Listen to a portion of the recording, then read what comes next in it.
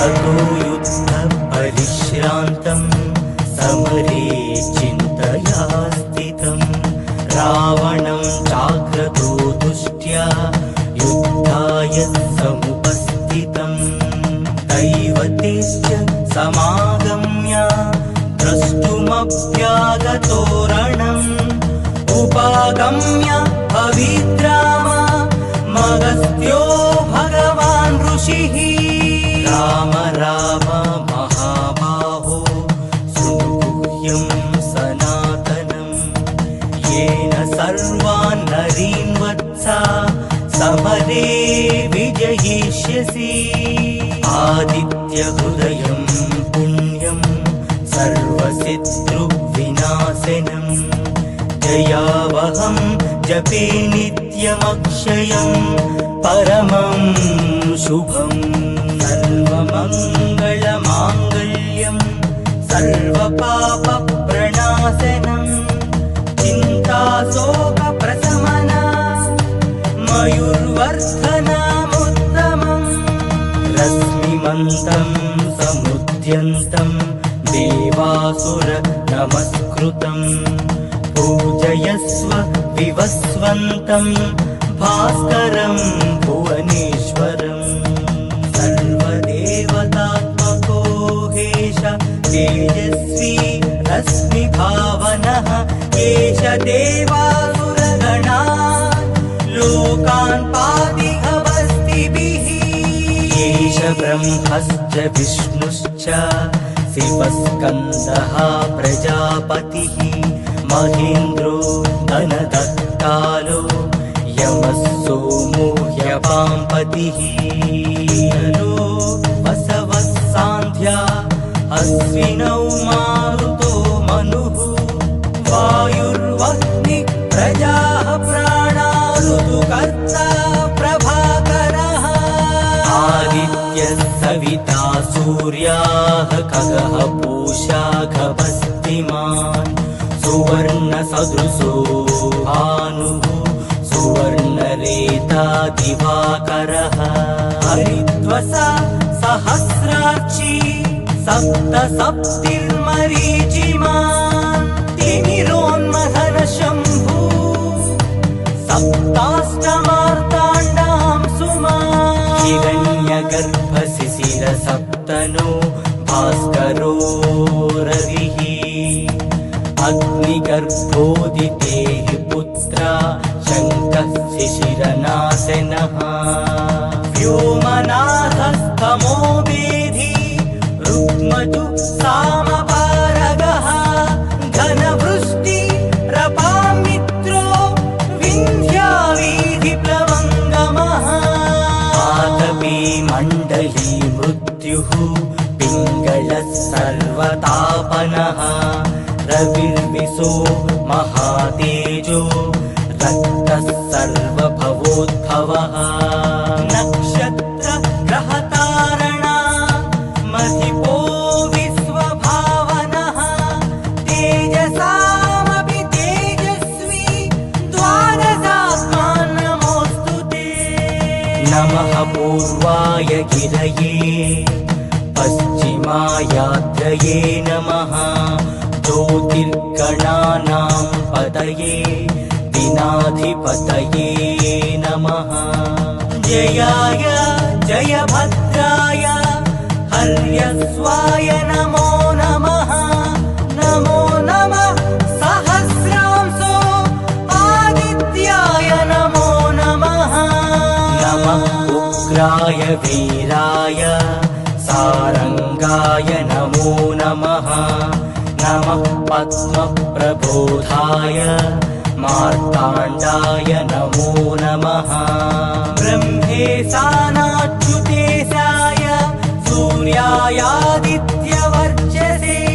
भास्वते सर्वभक्षाय रौद्राय वपुषे नमः तमोघ्नाय हिमघ्नाय शत्रुघ्नायामितात्मने कृतघ्नघ्नाय देवाय ज्योतिषां पतये नमः सप्तचामीकराभाय वह्नये विश्वकर्मणे नमस्तमोऽभिनिघ्नाय रवये लोकसाक्षिणे नासाय क्लेश वैभूतं तथैव सृजति प्रभुः गायत्येष तपत्येष वर्षत्येष गभस्तिभिः येष सुप्तेषु जाग्रत्ति भूतेषु परिनिष्ठतः येष चैवाग्निहोत्रं च फलं चैवाग्निहोत्रिणा वेदाश्च क्रतवश्चैव कृतूनां फलमेव च यानि कृत्यानि लोकेषु सर्वयेषु प्रभुः येन मापत्सु कृत्येषु कान्तारेषु भयेषु च कीर्तियन् पुरुषः कश्चिन्नावसीदति राघवा पूजया स्वैनमेकाग्रो देवदेवं जगत्पतिम् एतत् त्रिगुणितं जप्त्या युद्धेषु विजयिष्यसि अस्मिन् क्षणे महाबाहो रावणं त्वं वदिष्यसि एवमुक्त्या तदागस्तो जगाम च यथागतम्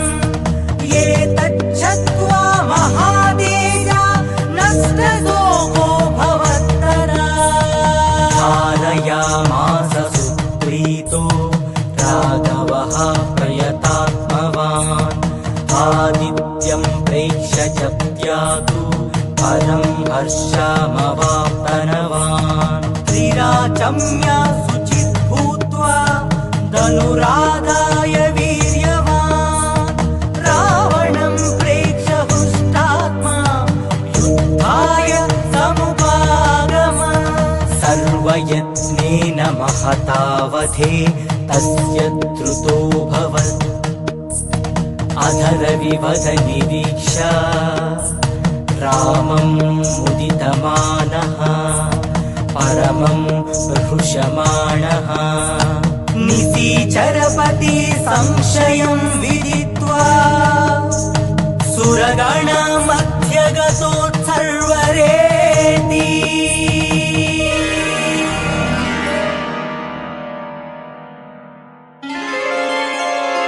आदिदेव नमस्तुभ्यं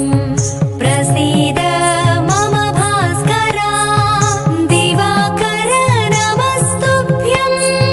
प्रभाकर नमोऽस्तु ते सप्ताश्वरथमारूढं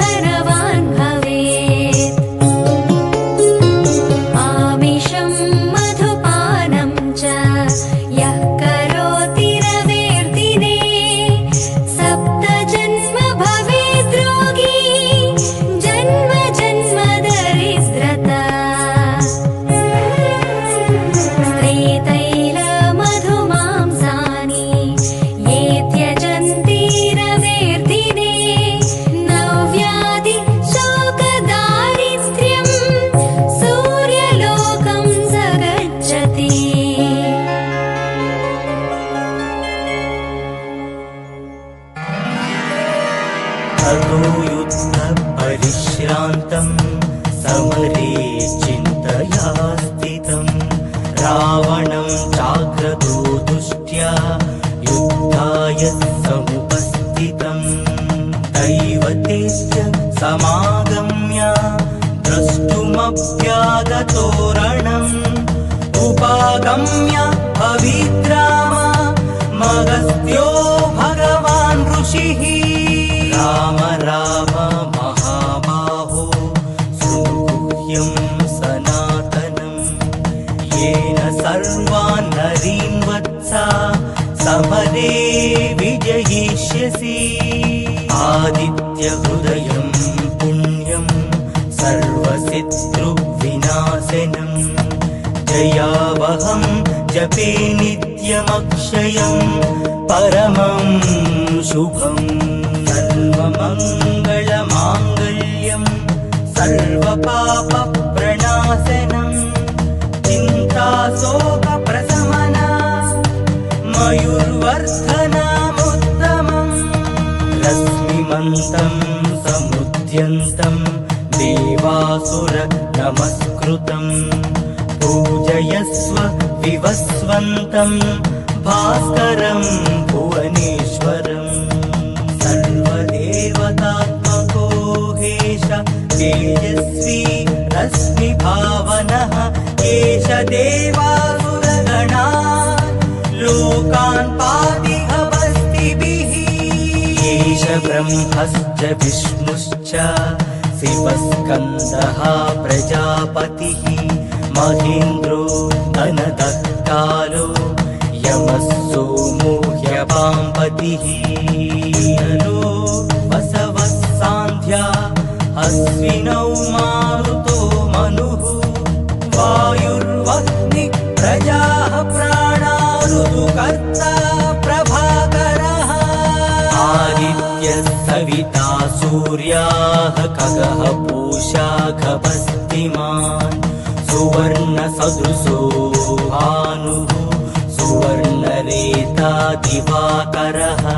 हरिद्वसा सहस्राक्षी सप्तसप्तिर्मरीचिमान् तिमिरोन्मथन शम्भु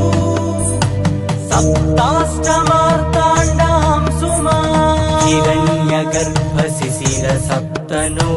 भास्करो रविः अग्निगर्भोदितेः पुत्रा शङ्कः शिशिरनाशनः व्योमनाथस्तमो वेधी रुक्मजु सामपारगः घनवृष्टि रपामित्रो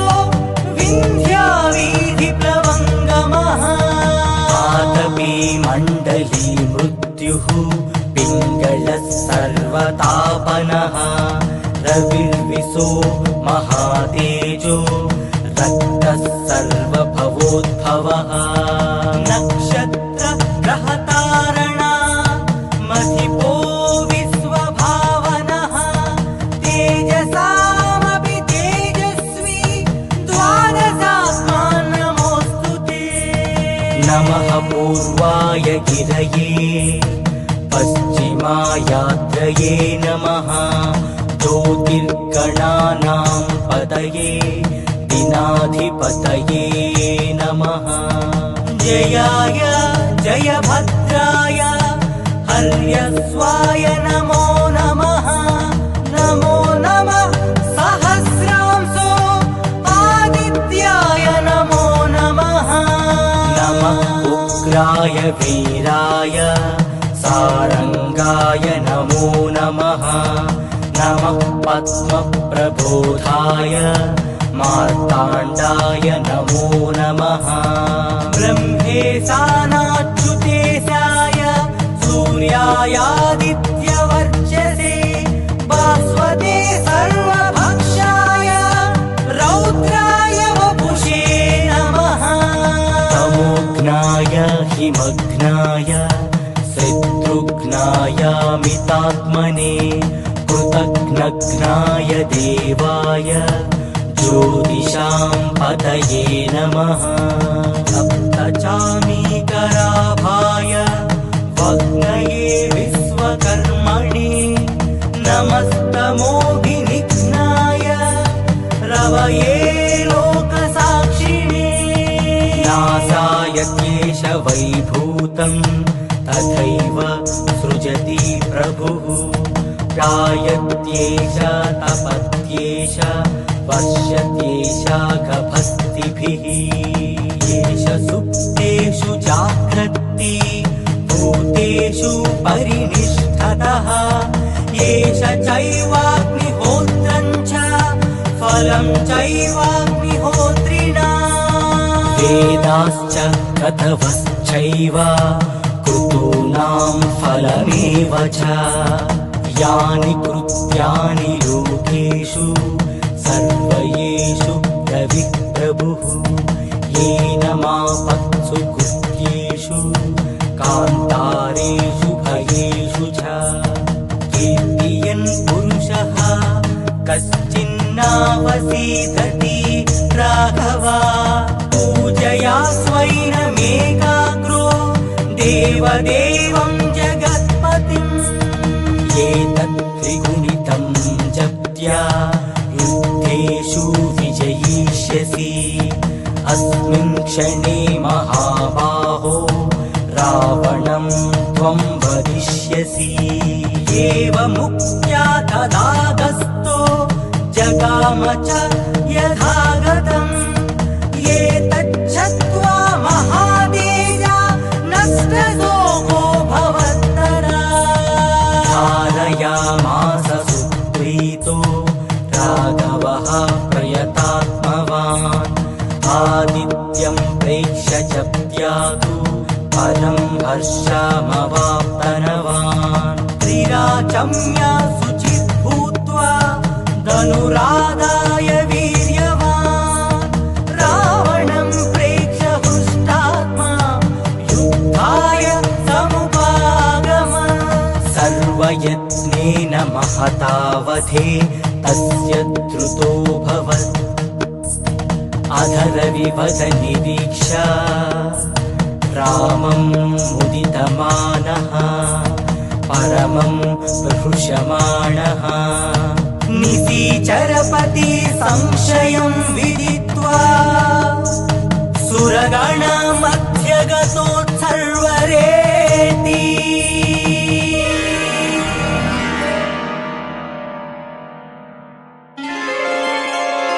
आदिदेव नमस्तुभ्यं प्रसीद मम भास्कर दिवाकर नमस्तुभ्यं प्रभाकर नमोऽस्तु ते सप्ताश्वरथमारूढं प्रचण्डं कश्यपात्मजं श्वेतपद्मधरं देवं तं सूर्यं प्रणमामि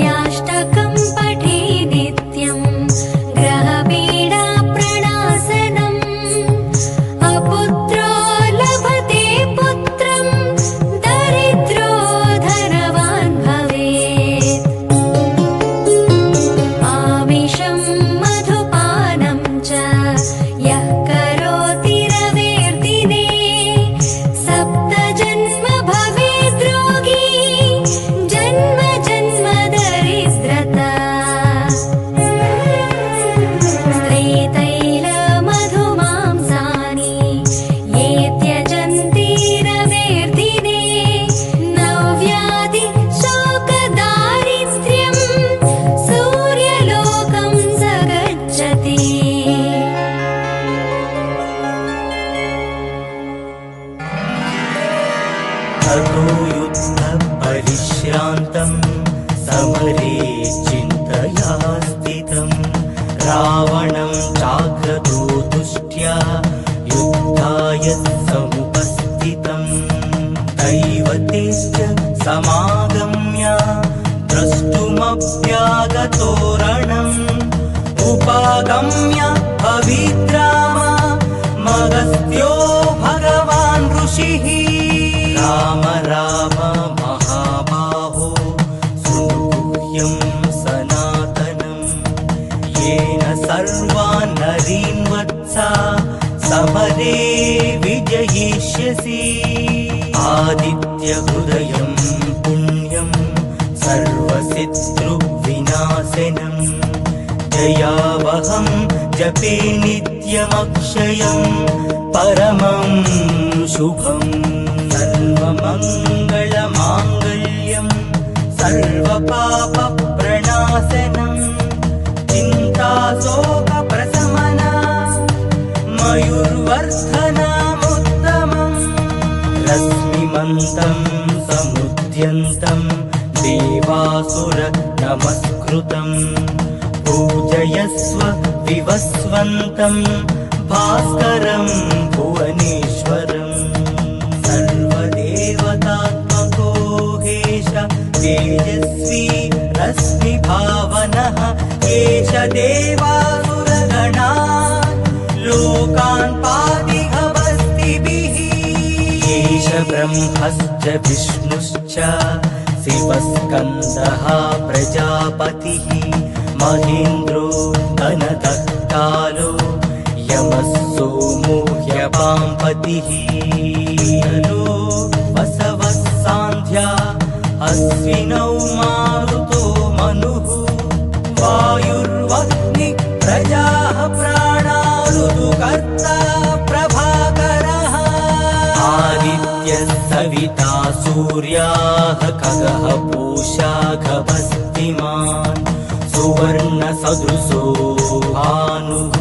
सुवर्णरेता दिवाकरः हरिद्वसा सहस्रार्ची सप्तसप्तिर्मरीचिमान् तिमिरोन्मथन शम्भु सप्ताष्टमार्ताण्डां सुमान् हिरण्यगर्भशिशिर सप्तनो भास्करो रविः अग्निगर्भोदितेः पुत्रा शङ्कः शिशिरनाशनः व्योमनाथस्तमो वेधी रुक्मजु सामपारगः घनवृष्टि रपामित्रो विन्ध्यावीधिप्लवङ्गमः आतपी मण्डली मृत्युः पिङ्गलः सर्वतापनः रविर्विशो महातेजो रक्तः सर्वभवोद्भवः नक्षत्र ग्रहतारणा मधिपो विश्वभावनः तेजसामपि तेजस्वी द्वादशात्मान् नमोऽस्तु ते नमः पूर्वाय गिरये पश्चिमायात्रये नमः ज्योतिर्गणानां पतये दिनाधिपतये नमः जयाय जयभद्राय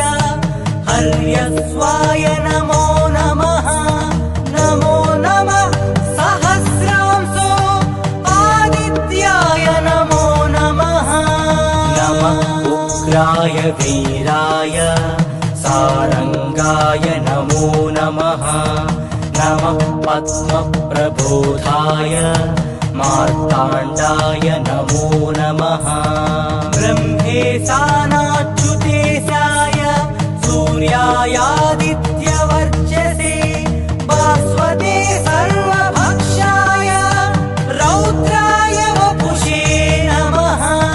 तमोघ्नाय हिमघ्नाय शत्रुघ्नायामितात्मने कृतघ्नघ्नाय देवाय ज्योतिषां पतये नमः सप्तचामीकराभाय भग्नये विश्वकर्मणि नमस्तमोऽभिनिघ्नाय रवये लोकसाक्षिणे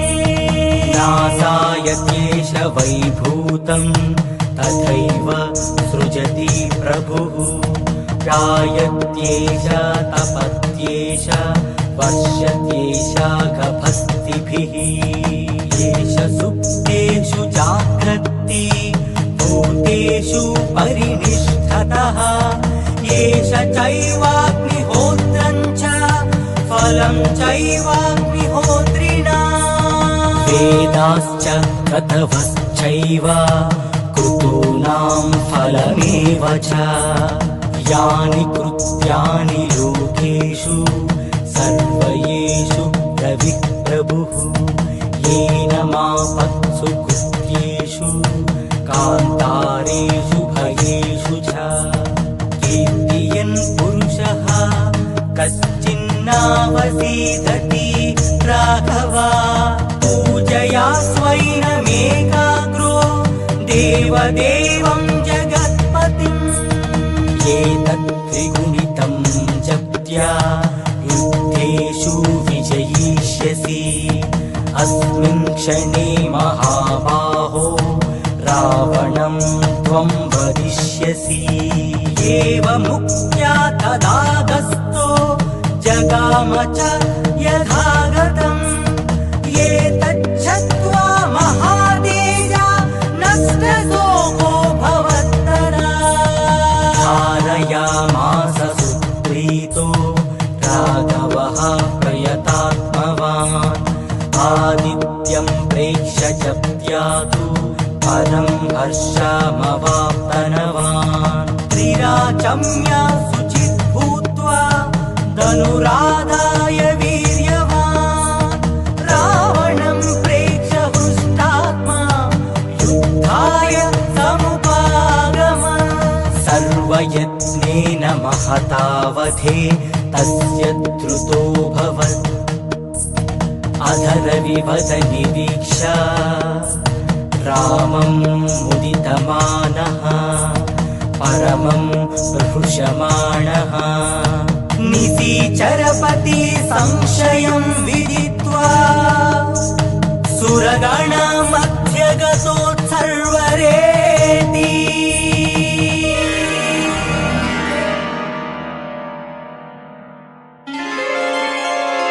आदिदेव नमस्तुभ्यं प्रसीद मम भास्कर दिवाकर नमस्तुभ्यं प्रभाकर नमोऽस्तु ते सप्ताश्वरथमारूढं प्रचण्डं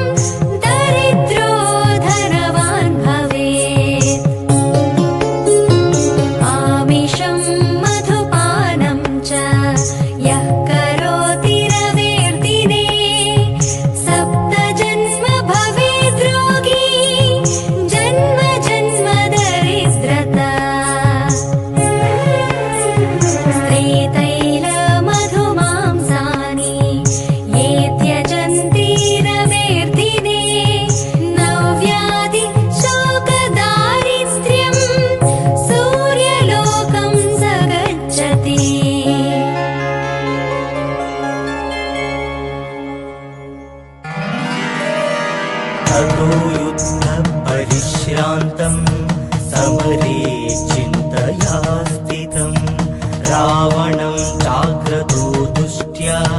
युद्धाय समुपस्थितम् दैवतेश्च समागम्य द्रष्टुमप्यागतो रणम् उपागम्य पवित्राम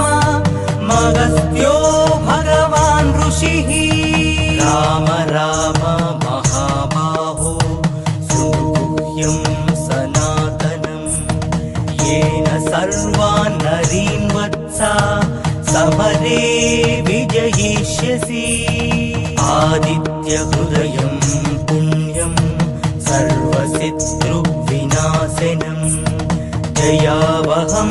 जपे नित्यमक्षयं परमं शुभम् सर्वमङ्गलमाङ्गल्यं सर्वपापप्रणाशनं चिन्ताशोकप्रशमना मयूर्वर्धनमुत्तमम् रश्मिमन्तं समुद्यन्तं देवासुर नमस्कृतम् पूजयस्व विवस्वन्तं भास्करं भुवनेश्वरम् सर्वदेवतात्मको हेश तेजस्वी रश्मिभावनः एष देवासुरगणा लोकान् पातिहवस्तिभिः एष ब्रह्मश्च विष्णुश्च शिवस्कन्दः प्रजापतिः महेन्द्रो धनदः कालो यमः सोमो ह्यपाम्पतिः वसवः सान्ध्या अश्विनौ मारुतो मनुः वायुर्वह्नि प्रजाः प्राणा ऋतुकर्ता प्रभाकरः आदित्यः सविता सूर्याः खगः पूषा गभस्तिमान् सुवर्णसदृशो भानुः सुवर्णरेता दिवाकरः हरिद्वसा सहस्रार्ची सप्तसप्तिर्मरीचिमान् तिमिरोन्मथन शम्भु सप्ताष्टमार्ताण्डां सुमान् हिरण्यगर्भशिशिर सप्तनो भास्करो रविः अग्निगर्भोदिते हि पुत्रा शङ्कः शिशिरनाशनः व्योमनाथस्तमो वेधी रुक्मजु सामपारगः घनवृष्टिरपामित्रो विन्ध्यावीधिप्लवङ्गमः आतपी मण्डली मृत्युः पिङ्गलः सर्वतापनः रविर्विशो महातेजो रक्तः सर्वभवोद्भवः नक्षत्र ग्रहतारणा मधिपो विश्वभावनः तेजसामपि तेजस्वी द्वादशात्मा नमोऽस्तु ते नमः पूर्वाय गिरये पश्चिमायात्रये नमः ज्योतिर्गणानां पतये दिनाधिपतये नमः जयाय जयभद्राय हर्यस्वाय नमो नमः नमो नमः सहस्रांशो आदित्याय नमो नमः नमः उग्राय वीराय सारंगाय नमो नमः नमः पद्मप्रबोधाय मार्ताण्डाय नमो नमः ब्रह्मेशानाच्युतेशाय सूर्यायादित्यवर्चसे भास्वते सर्वभक्षाय रौद्राय वपुषे नमः तमोघ्नाय हिमघ्नाय शत्रुघ्नायामितात्मने कृतघ्नघ्नाय देवाय ज्योतिषां पतये नमः सप्तचामीकराभाय वग्नये विश्वकर्मणे नमस्तमोघिनिघ्नाय रवये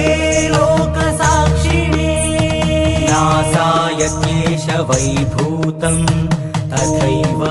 सृजति प्रभुः जायत्येष तपत्येष वर्षत्येष गभस्तिभिः